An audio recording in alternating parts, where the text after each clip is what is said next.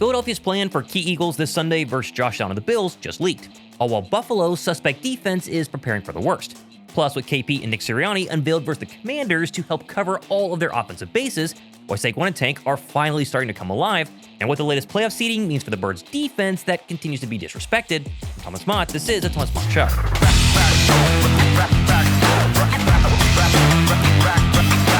When the Eagles train gets going, especially in late December, it historically has been pretty hard to stop. Following their second straight demolishing of a sub-500 opponent, the news for the Birds this week, in fact, just got even better. Except when it comes to their playoff seeding, though, which might be why Nick Sirianni did not try and hide his plans for Sunday's matchup with Josh Allen and the Buffalo Bills. Oh, and if you're still wondering if the Birds' offense is actually fixed, the film answer is 100% yes. First, though, in honor of it being Christmas, maybe my last video before Christmas, Merry Christmas, by the way, let's give a second chance for you to enter the Philadelphia Eagles NFC Championship t-shirt you see on your screen right here. Go down below, be subscribed, drop a like, and why don't you just comment simply "Go Birds" to enter. Now, of course, the big question right now inside Philadelphia this week is whether or not key starters will rest this coming Sunday, what is forecast to be a frigid and pretty rough Highmark Stadium in Buffalo with snowy conditions and wind gusts, I'm not kidding, up to 58 miles per hour. Well, of course, weather, that's one factor. The Birds' potential playoff seeding is really another. San Francisco's Monday night win officially eliminated the Birds from the #1 overall seed. However, Philadelphia can still clinch the #2 seed if they win out and Chicago loses their next two games. And the big kicker on whether or not to rest starters on Sunday versus Buffalo is actually the time of the Eagles game, because Philadelphia plays Buffalo at 4:25 Eastern time, the afternoon late window, whereas the Bears, the team we need to lose twice going forward, plays on Sunday Night Football versus the 49ers. So, technically, Philadelphia has something to play for at least until Sunday Night Football, which to me is the main reason why Philadelphia is preparing to bring both Lane Johnson and Jalen Carter back this week, as we said a couple of days ago. Because Sunday, as I just said, matters until it doesn't. Plus, as Nick Sirianni said during his press conference yesterday, their precedent is to get guys' sea legs under them, especially in December, despite every player situation technically being a bit unique. Every guy's a little different. Every scenario's a little different. There's a time where like last year, we had rested guys, but Dallas Goedert was just coming back in that last game against the Giants, and he came back in. We got him some early touches, and that was good for him. Every situation's a little bit different. Every injury's a little bit different. Every guy's a little bit different. So you do think about your past situations and when you've been through those things before. But you're trying to make the best decision for each guy, and everyone's just a little bit different. Of course, things can change. I mean, right now, it's Tuesday, maybe Wednesday, whenever you watch this show. Philadelphia has until Friday or Saturday to fully reveal who's going to play and who's not. But I'm feeling very confident right now. We're 99% sure that everybody, including Jalen Carter and Lane Johnson, will play, barring some sort of setback. What's the approach maybe to playing time for the starters Sunday after wrapping up the NFC East and maybe locked into the 3 seed? We're going full steam ahead. And that obviously is good news either way, whether you want them to play or you want them to rest. But at least we know today, and speaking of good news here, detail on WIP about the incident on Monday, and overall, it's pretty hilarious. Just, guys trying to finish his block on that 2-point conversion, and, I guess whoever he was blocking didn't like that, Darius was trying to do his job. DC was trying to do his job, and I guess didn't like how he's got blocked, so little push and shove there at the end of the whistle, and then Darius got away with the last shove, and then somebody grabbed Darius by the neck behind little horse collar, right? Yeah. And that's when Fred jumped in. Fred was like, "Not on my watch." And then from Fred to Steen. He was involved. Steen was taking on like 9 people. Yeah. Jesus, that man is love that. I love Steen. That is on our team, tell you that. Now, of course, there is one injury decision that I think Philadelphia will be a little bit more conservative on, and that has to be Nakobe Dean, who left Saturday's win over the Commanders with a hamstring injury, but told reporter Ashlyn Sullivan at his Cherry Hill toy drive on Monday that it was just a tweak and he's, quote, just fine.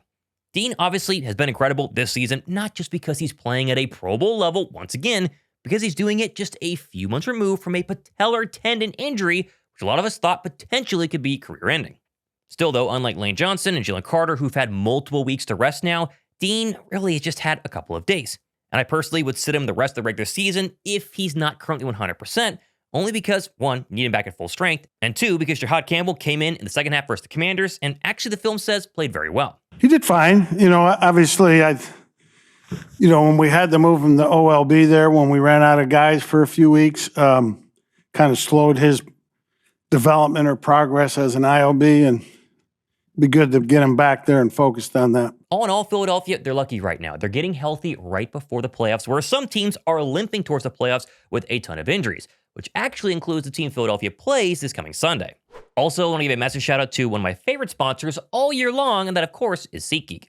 Which, honestly, PSA here, the season's almost over for our Birds. Hopefully they play in January, but we're in December, not many home games left, so why SeatGeek is here to help. And you guys know this, but my favorite reason, number one reason to use SeatGeek, in my opinion, it's their rating system, scale of 1 to 10. It makes finding deals and not getting ripped off on expensive tickets way, way easier. Just look for the green dot. That's all you have to do. Green dot, that's the best deal. Yellow, and maybe red, stay away. Avoid those, go with the green dots. Plus, it's also perfect for all the other Philadelphia events like the Flyers and the Sixers, as well as comedy shows and music festivals with over 70,000 listed events. And per usual, I came through, I hooked you guys up with 10% off your tickets. Use my promo code Mott10 at checkout.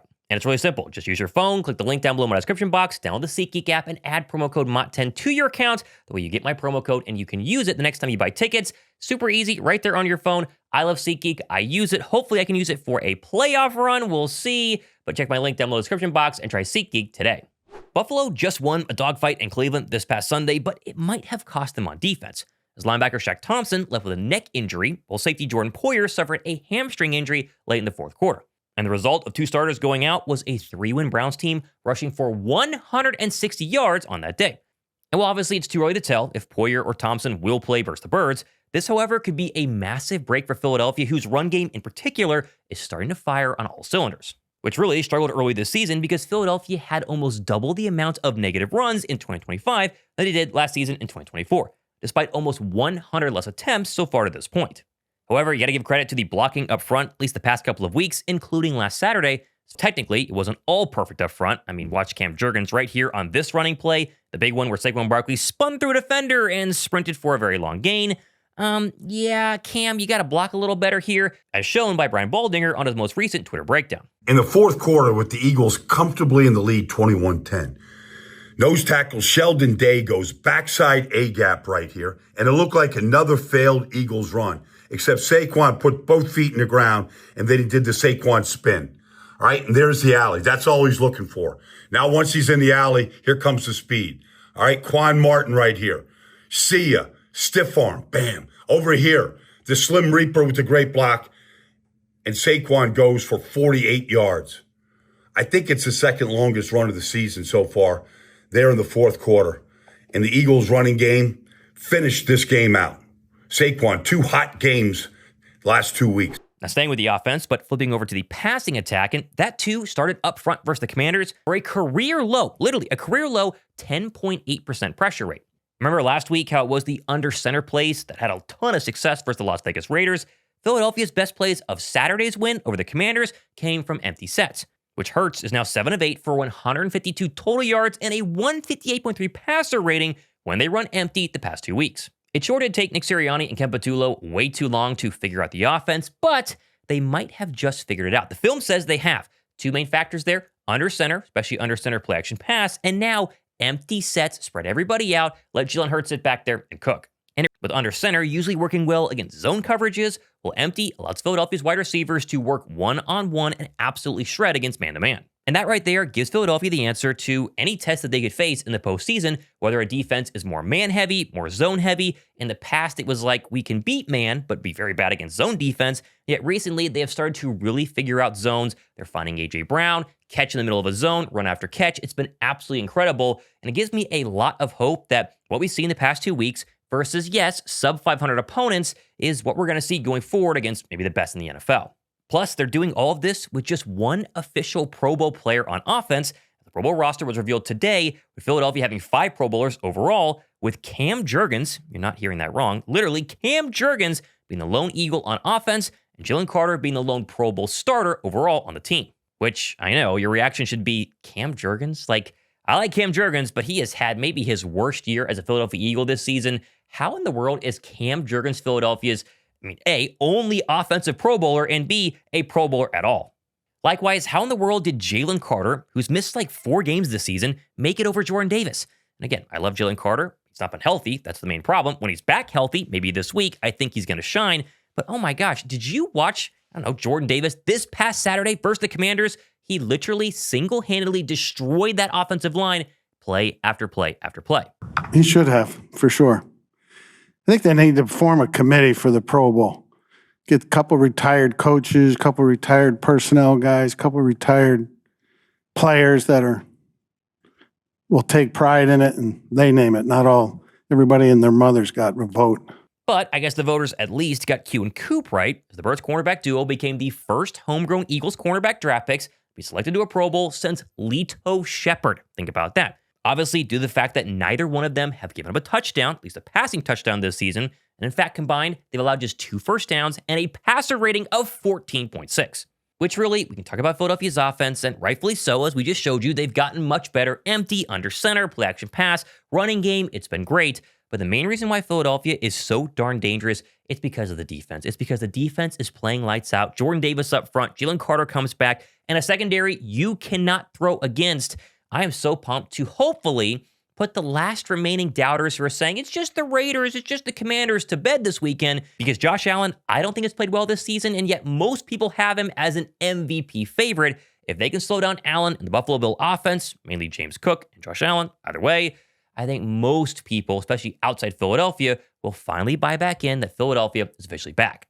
Now, of course, plenty more stuff happening the next couple of days and weeks. I know Christmas Eve is tomorrow, and then obviously Christmas Day. We won't have any shows the next 2 days, spending time with family, unless something crazy happens. Not traveling this year because I have a brand new newborn baby, but if something happens, we'll jump on here, do a live show. I will have another preview show. I'll announce the winner of the NFC East Championship t-shirt on that show, but go ahead and subscribe and stay tuned. And then obviously we will stream the Bill game on Sunday afternoon with Josh Davis. So plenty of stuff happening despite it being the holiday season, which of course, let me be one of the first or maybe the last to tell you guys, Merry Christmas. It's been an incredible season, incredible year, and I thank you guys enough. You are a huge part of why my show, really the only part why my show is so successful, and it means a ton to me. So have a great Christmas. Hope you guys keep watching my shows even afterwards. I'm Thomas Mott, Birds are hot. This has been the Thomas Mott Show.